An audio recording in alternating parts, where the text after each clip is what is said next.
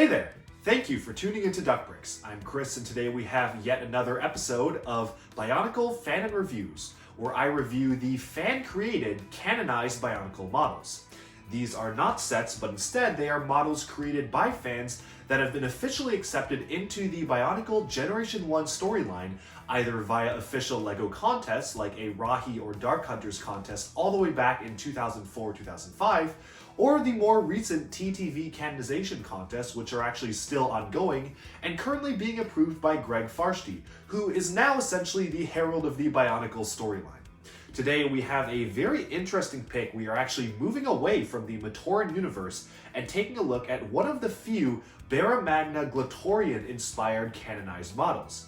This model in question is named Certavus. He was an ancient Glatorian who fought in the Core Wars. He played an instrumental role in the recovery of energized protodermis from the planet, and although he has long since passed away, his legends and tales of his heroics are still told to this day in the present. So Certavus is a very legendary Glatorian of ice, and I really actually enjoy how much this actually evokes the style of the actual Glatorian sets while trying a few new things along the way. So before we get started, I will outline exactly how these canonization discussions are held. I'll be reviewing the model on 4 key points. Number 1 is posability, so how well can I get it into good poses? Number 2 is building techniques, so is it just recycling things from sets, or is it actually trying to do something new and unique with pieces? Number 3 is overall aesthetics, so completely outside of the story, does this just look like a cool warrior? Does it look intimidating? Does it look like how it's supposed to? And number 4 is how well does it fit in the universe? So for this model in particular, it is described to be a Glatorian. So I'll be looking at how it compares next to the other Glatorians and seeing how well it makes sense as a character in this Bionicle universe. And so, without further ado, let's just jump right in and take a look at Certavus. I will say that it's pretty much unchanged from the official canonized model. There may be a few very minor things off here and there in terms of colors or part usages, but for the most part, this is pretty much 100% accurate to the model that was officially canonized. So hopefully some viewers with an eagle eye will not be seeing too many mistakes in this figure. Let's dive in and start the review. Alright, so here we have Certavus. I am doing a quick 360-degree turnaround so you can see all angles of this model. You can see that it is essentially just the base Inika build, but there are actually a few things more interesting going on here. It's not just a very standard type build because there's a lot of actually unique parts usage going on, even continuing on to the back. So it's a very interesting model. It's not really your standard Inika build, despite using a lot of the, well, standard Inika parts. Once we complete the turnaround here, let's take a look at starting off with posability. Alright, so here we have Certavus with the 360-degree turnaround completed. You can see that it is essentially, in terms of posability, the standard Inika level of posability. There's nothing too wild going on, there's no waist articulation or anything, but you can move the legs pretty much as you'd expect with a figure of this type. Obviously, you can see the knee joint just moving perfectly fine there. No real restrictions going on here. Foot is moving around perfectly. The elbows and the arms are all pretty much perfect and what you'd expect in a Bionicle figure, especially one that was released around 2006 to 2009 type era. However, as you kind of observe the model a little bit more, moving on from posability to building techniques, that's where this model really shines, because there's actually a lot of pretty unique things going on in the construction of this model, from the legs to the arms to especially the torso, that I feel are particularly noteworthy and make this figure stand out amongst a lot of the other Glatorian. This was obviously made in an era where Bionicle fans were becoming a lot more refined in their builds, so the canon contests were really ramping up and we were getting a lot more better kind of style of builds than we were getting previously with, say, the Dark Hunters or the Rahi, and I think that's especially obvious with the really nice detailing that they've managed to pack in into the standard Inika limb, which really is just the basic limb here, but you can see that they've used system studs to kind of accentuate the blue details here. There's there's a Toa Metru foot used along the side, and there are these spikes kind of mounted on the back. That's the one thing that feels a little bit awkward to me, especially from the back. I don't really know why these spikes are there. Probably makes it pretty hard for this guy to sit down as well, so the spikes do feel a little bit out of place in the way that they're angled, but it does add some interesting texture, and it actually is pretty much cohesive alongside the rest of this model, which you can see the front is very basic, just using the Nuparu Unica claw, but you've got 3 spikes here, 3 spikes here, basically kind of along the same line, and this becomes really apparent when, if we splay out his arms here, you can look at the build for his torso. So of course he does use the standard Unica top part of his torso, but what's very unique about him is the way that they've done the detailing on his chest. So obviously this is a Glatorian of ice, and I think the builder wanted to evoke some sense of ice crystals or spikes poking out of him to really accentuate how good of a warrior he is and give him some unique detailing. So what they've done is that they've taken a Miru Nuva in white and used that to form the front of his chest, and this works out splendidly because you can see that not only have they just placed this on the front of his chest, but they've also added these Borak eye / tooth pieces here that really accentuate the amount of spikes just coming out of his body. And I think that the curves on the Miru Nuva, which is already a pretty spiky piece, actually does a lot to accentuate the pieces right here. If I remove the head right here, you can see that it is a very, very simple design, actually. They literally just have it stuck onto a Technic beam, but without it, these spikes look kind of incomplete. It looks a little too flat and unfinished. By placing the Miru Nuva on his chest, it actually really does wonders in terms of completing the look and feel of this model. One other thing I really do like about it is the fact that they've actually tried to change up the color scheme going down lower here and kind of adding in a lot more blue into the model. You can see that they've made use of blue Technic beams here, blue Technic axles and lengths here, and actually this is the one time where the blue axle pin combiners do not stand out, because these actually add a lot to his color scheme, and quite frankly it wouldn't be the same if these pieces were in black or some other color like a lot of LEGO builders use, because the blue simply doesn't work for a lot of color schemes.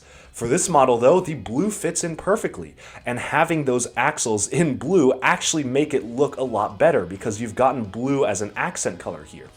Even this lower arm, which is comparatively very basic compared to the rest of him, you've got this blue axle here that actually does add a lot more highlight detail to an otherwise pretty plain arm. As we move along the back of the torso, it is a little bit less detailed, but you can still see the effort made to kind of accentuate the blue highlights on the back. What's interesting to me is that the builder opted to include these 3 blue kind of stud connectors. They obviously don't connect to anything, but they're placed back here to just continue the blue color scheme, which kind of shows to me that the builder was actually thinking of the color scheme even as they made the back of it. Although I will have to say, from the back, it does look a little bit unfinished. You can just see all of these pins kind of sticking through on every possible axle hole. I feel like if they just use some system stuff really to cover up the back here, especially because the back of this armor is actually has system compatible studs, I think that would have done wonders in terms of making this look a lot more cohesive from the back, because as it is right now, this feels a little bit unfinished to me. This being in gray kind of stands out as well, and there isn't really anything too crazy going on in the back other than some blue highlights. So you definitely want to be looking at this figure from the front to really get the perfect angle of viewing this figure.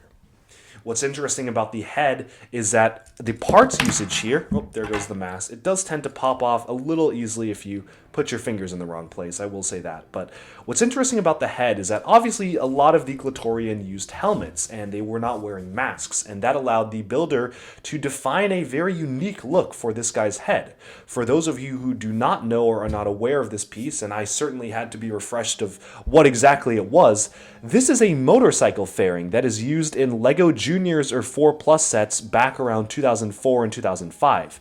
It was actually used as armor in an Exo Force set, and really outside of that, this piece is really unique. It hasn't really been used elsewhere. And that's one thing I really like about this model is that immediately the builder has given him a distinct head that is not just simply reusing a head from any one of the given sets, he's actually using something that actually does look distinct on this character.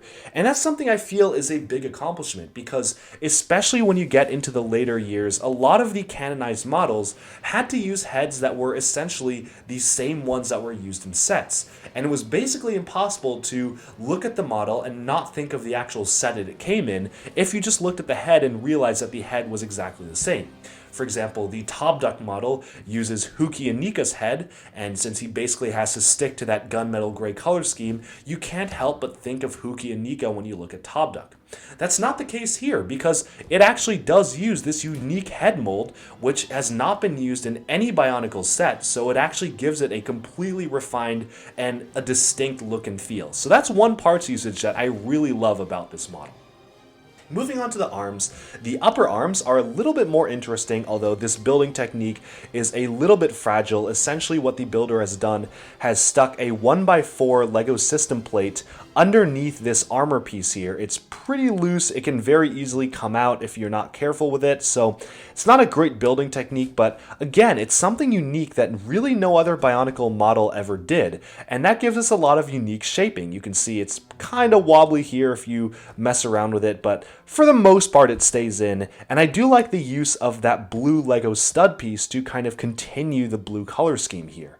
It's something unique that they did with the arms that they really didn't need to, especially for what's basically a standard Inika/Glatorian build here. They actually did a lot of things to spice it up and make it look a lot more unique than some of the other Glatorian out there, while still retaining the general aesthetics, proportions, and size of the Inika build.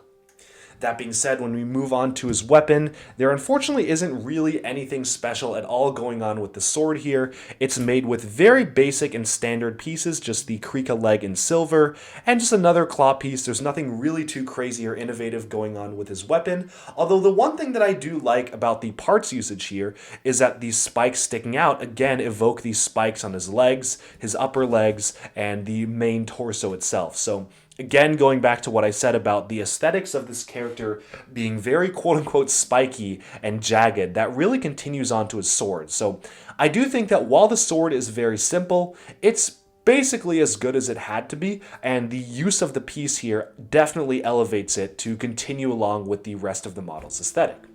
On the other hand, like all Glatorian, he has the standard Thornrex launcher. Would I have preferred something a little more unique? Sure, but this one does give it points for fitting in the universe because of course all the Glatorian were wielding stuff like this. So it does actually make sense, and honestly if you ignore some of these stranger build connections, and of course the large Mirunuva used in the center of the torso, this could look like an actual set because he has a very simple sword, just a regular Thornax launcher, and has a very cohesive color scheme, while managing to contain a lot more parts than you would actually find in the standard Glatorian sets.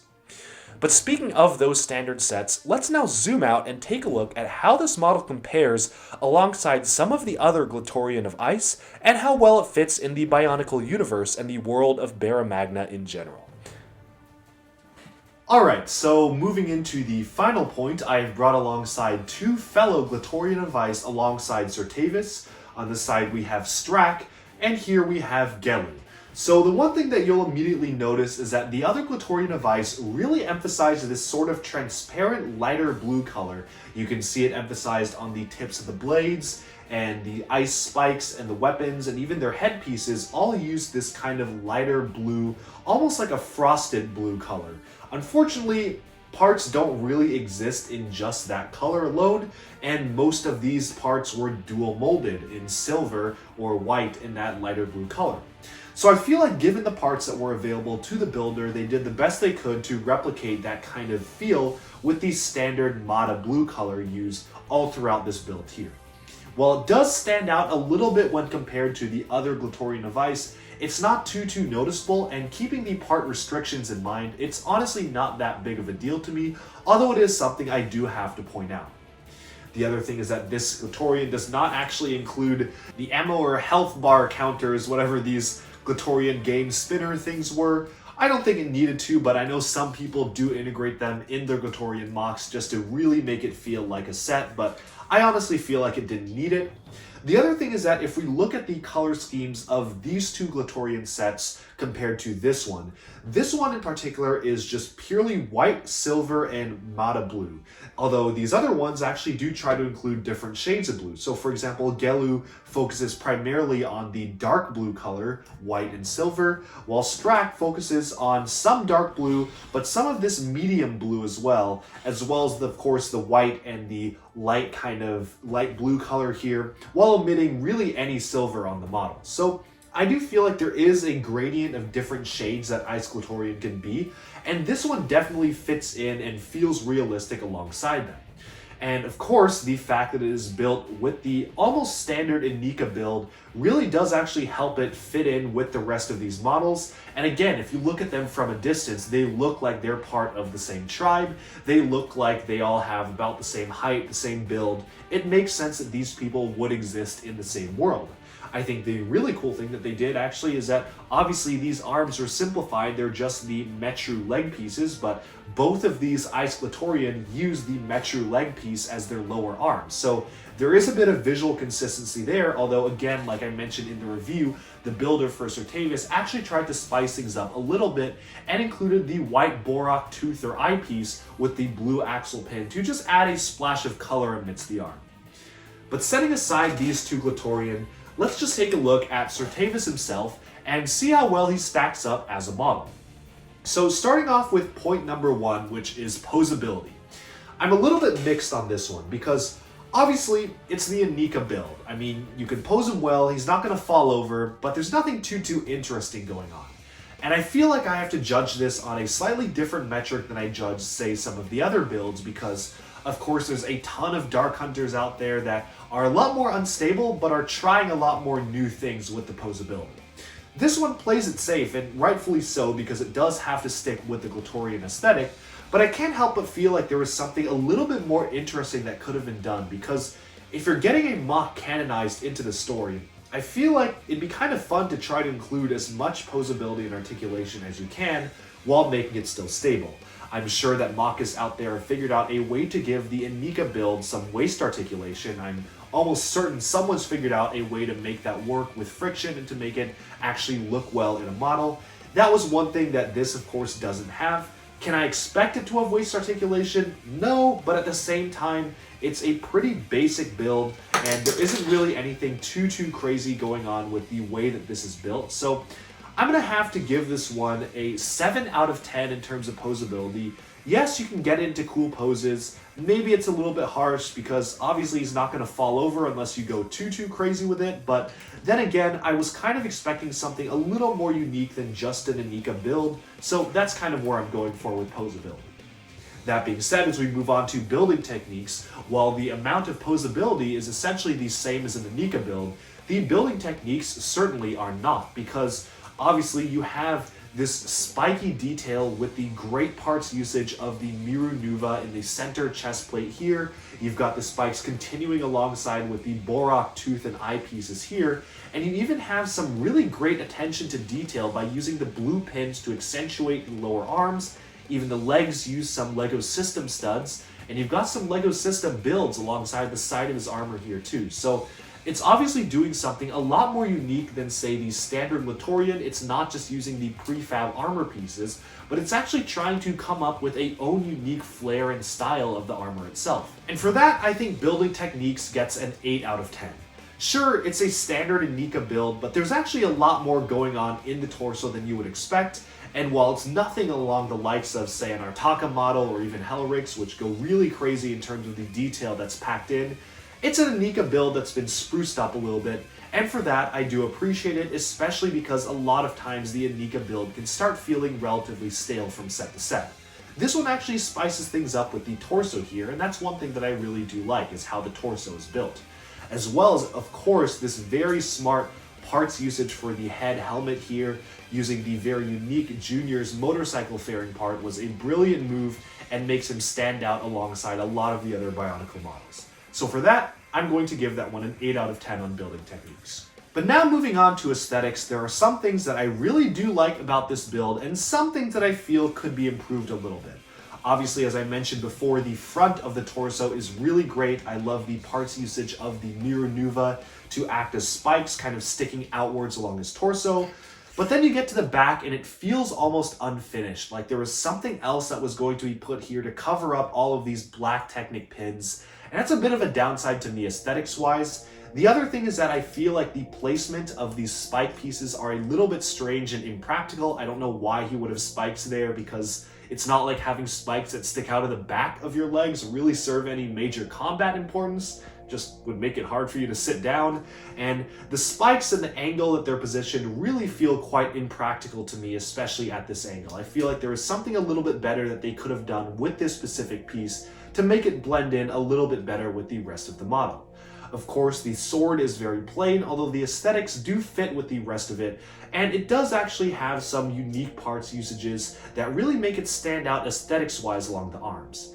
But I do feel like it's a series of compromises and a few things that are good, a few things that are not good, and for that I'm going to give it a 7 out of 10 on aesthetics. Some things work out really great, like the torso, and other things are either positioned awkwardly or just simply aren't too interesting, like the way that the lower legs are built, or even just the rest of the arms themselves, despite having this unique highlight piece here, really doesn't stand out too much to me. But then we move on to the final point, which is how well does this model fit in the universe?